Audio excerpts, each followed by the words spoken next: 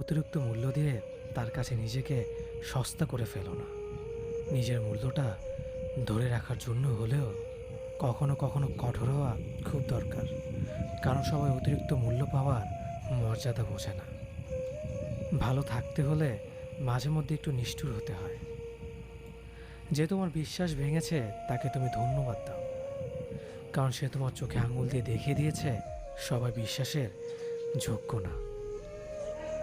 স্বার্থপর মানুষগুলো সফল হতে পারলেও সুখী হতে পারে না। বুঝতে শিখুন কে সময় নিয়ে আপনার সাথে কথা বলে আর কে সময় পেলে আপনার সাথে কথা বলে।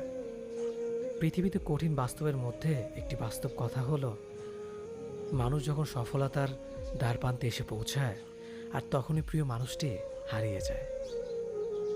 আপনি যখনই একা হয়ে যাবেন তখন আপনার পাশে থাকার মতো হাজার মানুষ খুঁজলেও পাবেন না।